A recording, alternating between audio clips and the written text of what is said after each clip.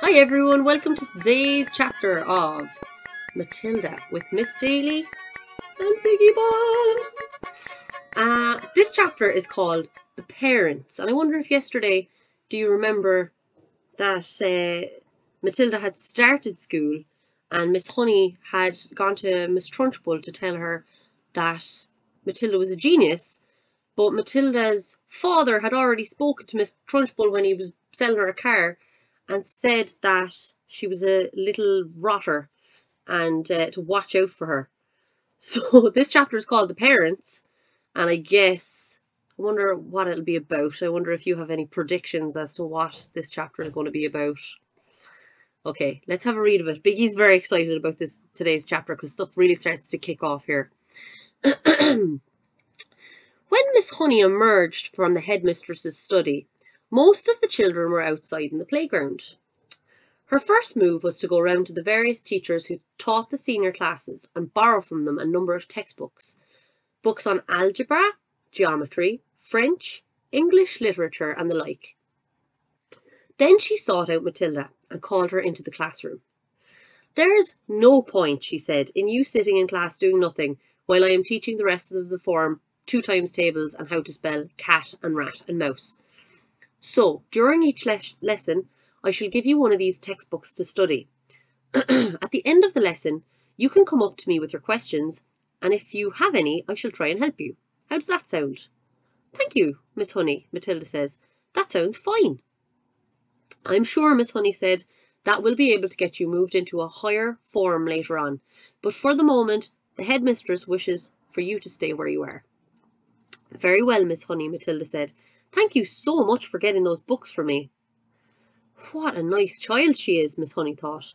I don't care what her father says about her. She seems very gentle and quiet to me, and not a bit stuck up in spite of her brilliance.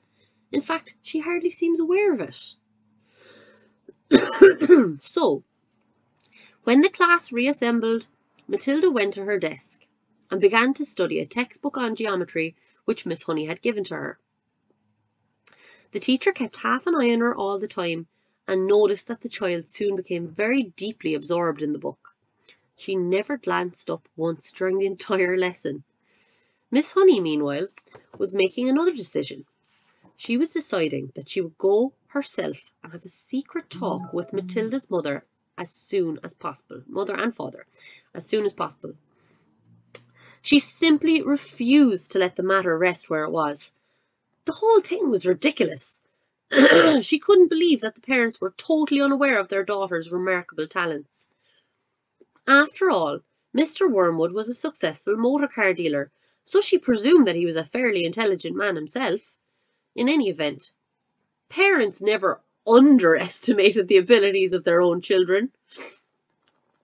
Quite the reverse. Sometimes it was well nigh possible for a teacher to convince a proud father and mother that their beloved offspring was a complete nitwit. Miss Honey felt confident that she would have no difficulty in convincing Mr. and Mrs. Wormwood that Matilda was something very special indeed.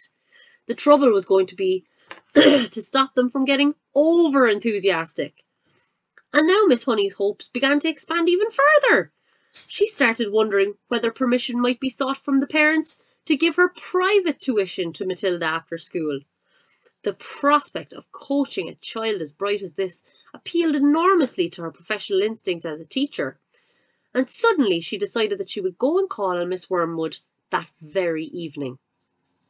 She would go fairly late, between 9 and 10 o'clock, and Matilda was sure to be in bed. And that is precisely what she did. Having got the address from the school records, Miss Honey set out to walk from her own home to the Wormwoods' house shortly after 9. She found the house on a pleasant street where each smallish building was separated from its neighbours by a bit of garden. It was a modern brick house that could not have been cheap to buy, and the name on the gate said Cosy Nook. Nosy Cook might have been better, Miss Honey thought. She was given to playing with words in that way. She walked up the path and rang the bell, and while she stood waiting, she could hear the television blaring inside. The door was opened by a small, ratty-looking man with a thin, ratty moustache who was wearing a sports coat that had an orange and red stripe in the material. "Yes," he said, peering out at Miss Honey. "If they're selling any raffle tickets, I don't want to buy them." "I'm not," said Miss Honey, "and please forgive me for butting in like this. I am Matilda's teacher at school, and it's important that I have a word with you and your wife." "Got into trouble already, has she?" Mr Wormwood said, blocking the doorway. "Well, she's your responsibility from now on. You'll have to deal with her." "She's no trouble at all," Miss Honey said. "I've come with good news about her. Quite startling news, Mr Wormwood. Do you think I might come in for a few minutes and talk to you about Matilda?" "We're right in the middle of watching one of our favourite programmes," Mr Wormwood said. "This is most inconvenient. Why don't you come back at some other time?" Miss Honey began to lose patience. "Mr Wormwood," she said, "if you think some rotten TV programme is more important than your daughter's future, then you ought not to be a parent. Why don't you switch the darn thing off and listen to me?" That shook Mr Wormwood. He was not used to being spoken to in that way. He peered carefully at the slim, frail woman who stood so resolutely out on the porch. "Oh, very well then," he snapped. "Come in and let's get it over with."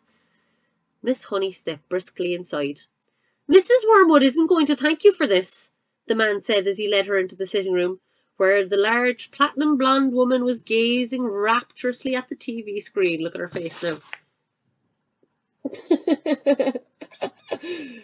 I love Quentin Blake's illustrations. They're so funny.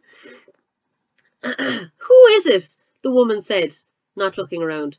"Some school teacher," Mr Wormwood said. She said she's got to talk to us about Matilda." He crossed to the TV set and turned down the sound, but left the picture on the screen. "Don't do that, Harry," Mrs Wormwood cried. "Willard is just about to propose to Angelica." "You can still watch it while we're talking," Mr Wormwood said. "This is Matilda's teacher. She said she's got some sort of news to give us." "My name is Jennifer Honey," Miss Honey said. "How do you do, Mrs Wormwood?"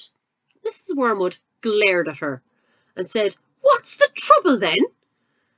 Nobody invited Miss Honey to sit down, so she chose a chair and sat down anyway.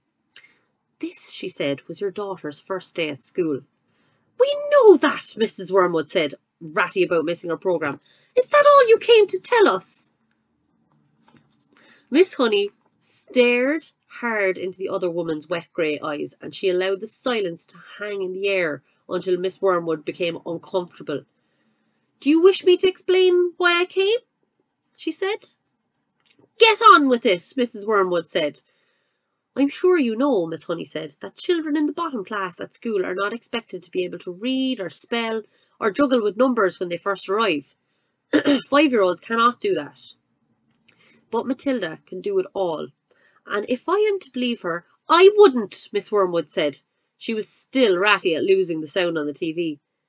"Was she lying then," Miss Honey said, "when she told me that nobody taught her to multiply or read? Did either of you teach her?" "Teach her to what?" Mr Wormwood said. To read books." "Perhaps you did teach her. Perhaps she was lying. Perhaps you've shelves of books all over the house. I wouldn't know. Perhaps you're both great readers." "Of course we read," Mr Wormwood said. "Don't be so daft. I read the autocar and the motor from cover to cover every week."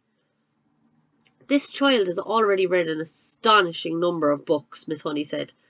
"I was simply trying to find out if she came from a family that loved good literature." "We don't hold with book reading," Mr Wormwood said. "You can't make a living from sitting on your bum reading storybooks. We don't keep them in the house." "I see," Miss Honey said. "Well, all I came to tell you is that Matilda has a brilliant mind, but I expect you knew that already." "Of course I knew she could read," her mother said. "She spends her life up in her room buried in some silly books." "But does it not intrigue you," Miss Honey said, "that a 5-year-old child is reading long adult novels by Dickens and Hemingway? Doesn't that make you jump up and down with excitement?" "Not particularly," the mother said. "I'm not in favour of blue stocking girls. A girl should think about making herself look attractive so she can get a good husband later on. Looks is more important than books, Miss Hunky." "The name is Honey," Miss Honey said. "Now, look at me," Miss Wormwood said. Do look at her, actually.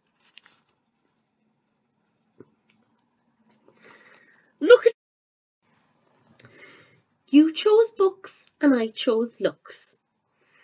Miss Honey looked at the plain, plump person who was sitting across the room. What did you say? She said. I said, you chose books and I chose looks. And who's finished up the better off? Me, of course. I'm sitting pretty in a nice house with a successful businessman, and you're left slaving away teaching a lot of nasty little children the ABC. Quite right, Sugar Plum, Mr. Wormwood said, casting a look of simpering soppiness at his wife, so much so that it would have made a cat sick. What do you think of it, Biggi? Miss Honey decided that if she was going to get anywhere with these people, she must not lose her temper. I don't know how she didn't start laughing. I haven't told you all of it yet, she said. Matilda, so far as I can gather at this early stage, is also kind of a mathematical genius.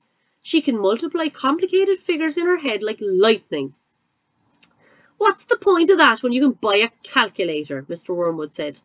A girl doesn't get a man by being brainy, Mrs. Wormwood said. Look at that film star, for instance, she added, pointing at the silent TV screen, where a bosomy female was being embraced by a craggy actor in the moonlight. You don't think she got him to do that by multiplying figures at him, do you? Not likely. And now he's going to marry her. You see if he doesn't. And she's going to live in a mansion with a butler and lots of maids. Miss Honey could hardly believe what she was hearing. She had heard that parents like this existed all over the place, and that their children turned out to be delinquents and dropouts, but it was still a shock to meet a pair of them in the flesh. Matilda's trouble, she said, once again trying. Sorry, yeah, I'll start that again. Matilda's trouble, she said, trying once again, is that she's so far ahead of everyone else around her that it might be worth thinking about some kind of extra private tuition. I seriously believe that she could be brought up to university standard in 2 or 3 years with proper coaching. University, Mr. Wormwood shouted, bouncing up in his chair. Who wants to go to university, for heaven's sake? All they learn there is bad habits. That's not true, Miss Honey said. If you had a heart attack this minute and had to call the doctor, that doctor would be a university graduate. If you got sued for selling someone a rotten second-hand car, you'd have to get a lawyer, and he'd be a university graduate too. Do not despise clever people, Mr. Wormwood. But I can see we're not going to agree. I'm sorry I burst in on you like this. Miss Honey rose from her chair and walked out of the room. Mr. Wormwood followed her to the front door and said, Good of you to come, Miss Hawkes, or is it Miss Harris? It's neither, Miss Honey said, but let it go. And away she went. We've got to page 100. First 100 pages. Lovely weekend. Bye.